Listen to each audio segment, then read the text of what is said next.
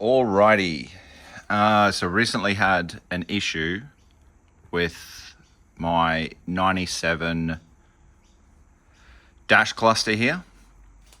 Now, what had happened, I won't lift it up right now. What had happened was somebody had changed the bulbs in the back to blue bulbs. And what I had done was bumped the needle like this. And because I put the original globes back in, I happen to have some. So now it's all back to being green, apart from this spot, still waiting for bulbs. Anyway, I bumped the needle, and in the guide I saw online, it said, don't, whatever you do, bump the needle.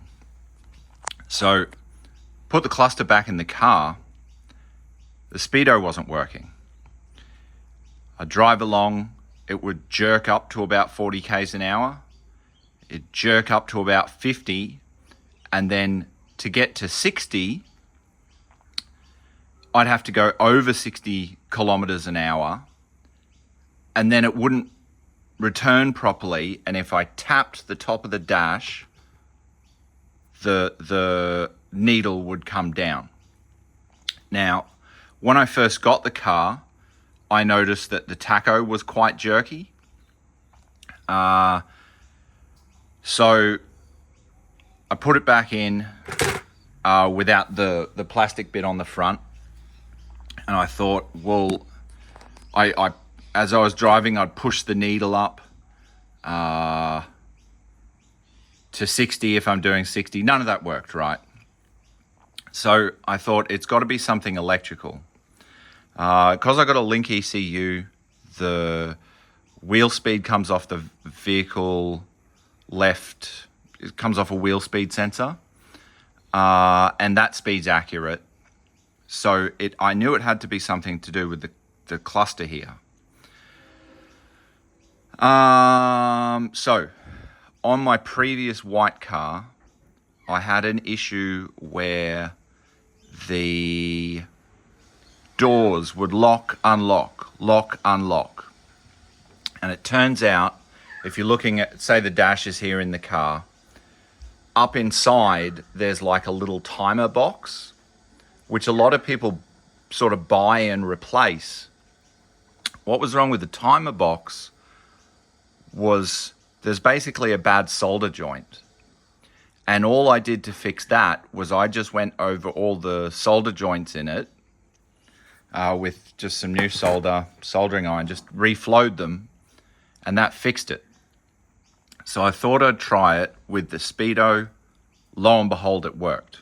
All right. So you take these screws out of the back. I'll just show you. So I've taken the screws out. Still be very careful with this guy. And the way this cluster differs is this is how it looks on the back. And then it uses these flat connectors, right? So this is different to a 99 cluster and above because they have green plugs on the top. They don't have these sort of slotted ones, right? So if it's doing that problem and it's got the green plugs, this isn't the solution, okay? So if we look on the back here, the way it's all connected is these are the screws. So these guys that I took out, I think that's the ground, tacho, ignition, right? That's the tacho, that's the Speedo.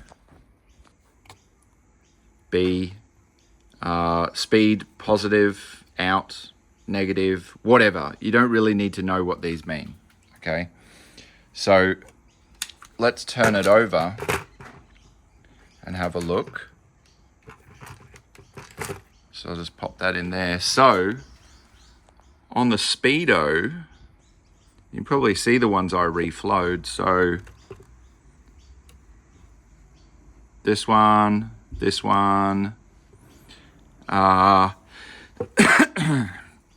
Basically anything I could see that might be related to where these screw holes go in, I reflowed it by just heating it up with the soldering iron And then if I needed to, putting a very tiny dab of solder on there. Okay. Now, if you're nervous about soldering, that's fine. I was as well, even though I have done a fair bit of sort of electronic stuff. But it's fine. The only thing you need to watch out for is, say, you don't want to be doing things like this. I mean, you can, but you don't want to join two of them together. If you join two of them together, you'll get a problem. And I did that initially with the timer circuit. So I'm going to go upstairs and get my glasses so I can see better. But I'm going to reflow all these solder joints because the Speedo's working now and the tacho works well. It just jerks ever so slightly when it's coming down from the revs.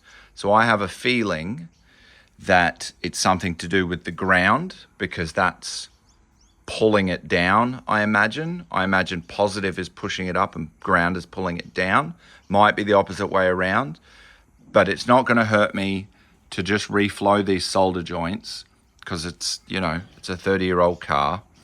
And then I'll put it back in and hopefully it'll be fixed. But that was the fix for the Speedo. Actually, if you want to change the bulbs, you don't even need to pull this out, right? I think for the coolant, etc., you might need to undo it at the back to get to the bulbs. But yeah, it had stupid LEDs in it, and the clock was actually flickering. So I took out the LEDs. You can see the original bulbs in there. They're like an incandescent actual bulb, and they have a different resistance to the LED. So it doesn't, the normal bulbs don't cause issues. LEDs can if they don't have the right resistance. Yeah, so that's that. If you found it helpful, leave us a like. If you have one of these 97, 98 WRX, probably Forester, etc. clusters, and you know, you fix this problem using my solution, let me know. And if you want to see more things I discover, click subscribe. Thanks for watching.